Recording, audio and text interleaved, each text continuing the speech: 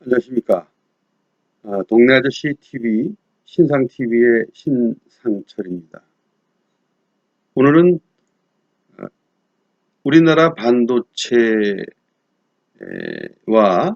시스템 반도체의 진출에 대해서 생각을 해보고, 또 일본의 경제 제재와 미국의 관계, 그리고 우리나라가 어떻게 행동을 해야 하는 것인지, 이 정책적인 문제를 간단히 살펴보겠습니다.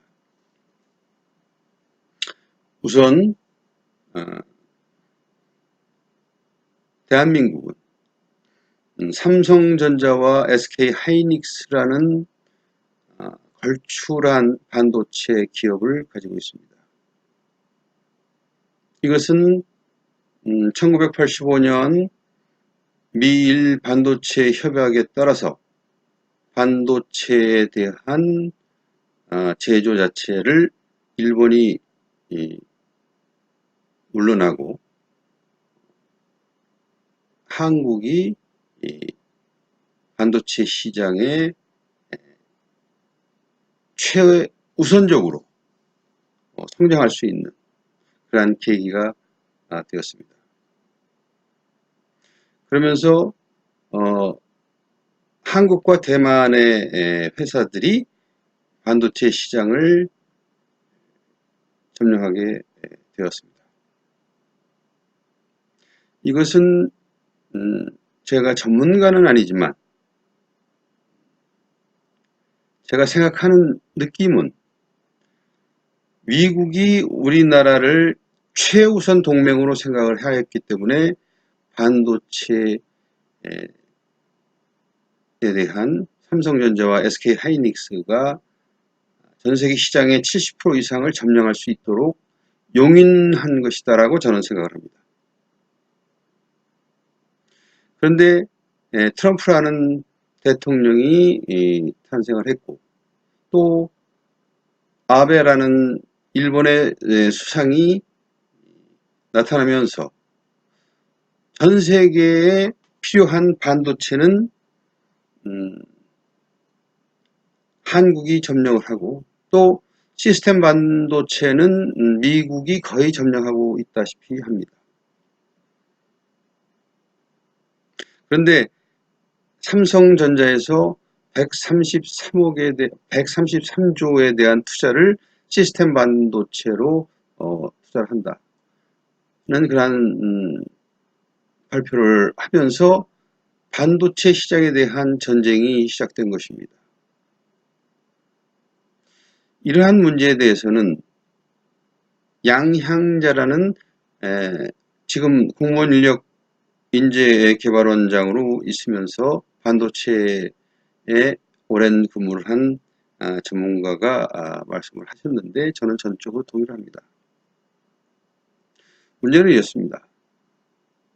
지금 메모리 반도체에서는 대한민국의 삼성전자와 SK하이닉스가 전 세계 시장을 좌지우지하고 있습니다. 그런데 지금 현재는 메모리 반도체에서 비메모리 반도체 쪽으로, 시스템 반도체 쪽으로 중심이 기울어가고 있습니다. 이것은 4차 산업혁명의 AI, 그리고 IoT 이런 쪽으로 진행을 하려면 천상 시스템 반도체에 대한 투자가 이루어져야 하고, 그 투자에 의한 발전이 엄청나게 나오리라는 생각을 하고 있습니다. 그런데 이참에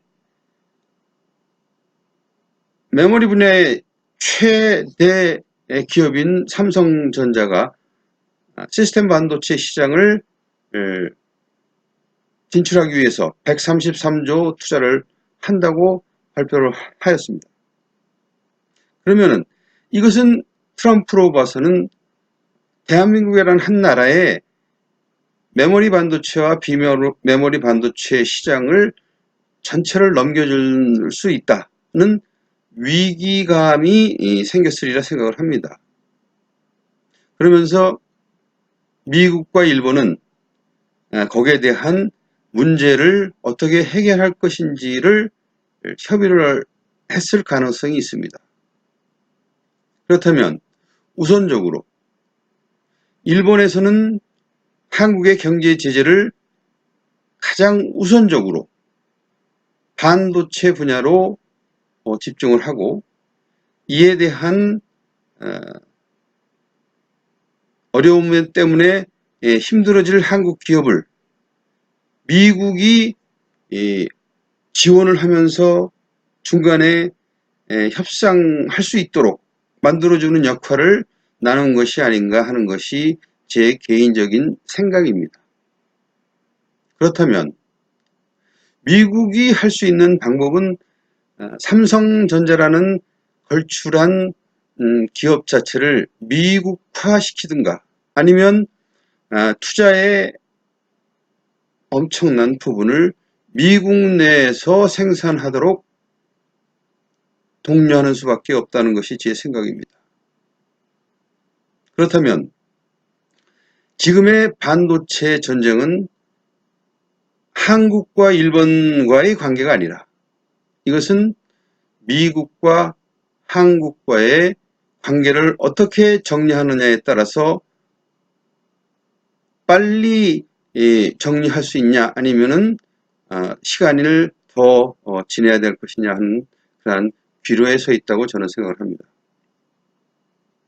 그리고 반도체 시장은 메모리 반도체는 지금 현재의 삼성과 SK 하이닉스가 전체 시장을 좌지우지하지만 비메모리 이 부분에서 즉 시스템 반도체 부분에서는 미국의 인텔, 퀄컴, 엔비디아, AMD, 소니, TSMC, NXP 이런 막강한 기업들이 지금 현재의 시장을 80% 이상을 거의 95% 이상을 가지고 있다 해도 과언이 아닙니다. 그런데 메모리 반도체보다는 비메모리 반도체, 시스템 반도체가 앞으로 지금 현재의 반도체, 메모리 반도체의 한 10배에서 100배 정도의 성장 가능성이 있다고 저는 판단을 합니다.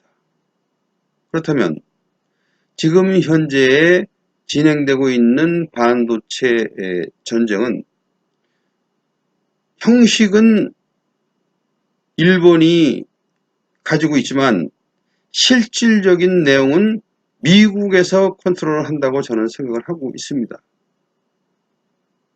그래서 대한민국 유정자들이 가장 심각하고 중요하게 생각할 것은 미국과의 관계를 정말 돈독히 하는 것이 우리한테는 가장 유리한 방법입니다. 그리고 미국이 우리나라가 절대 미국과 등지지 않고 미국을 배신하지 않는다는 확신을 줄 때만이 이 경제 위기는 벗어나리라고 저는 생각을 합니다. 일본은 지금 현재 미국과 돈독한 관계를 가지고 있고 그 큰 나라인 일본이 미국을 위해서는 별쇼를 다하는 아베 수상입니다. 그런데 아베 수상은 왜 그러한 그 쇼를 하면서도 미국에 아첨을 할까요? 그것은 미국과 돈독한 관계를 가져야만이 일본이라는 나라가 경제적으로 막강한 이득을 얻을 수 있다는 사실을 너무나도 잘 알고 있기 때문이라고 저는 생각을 합니다.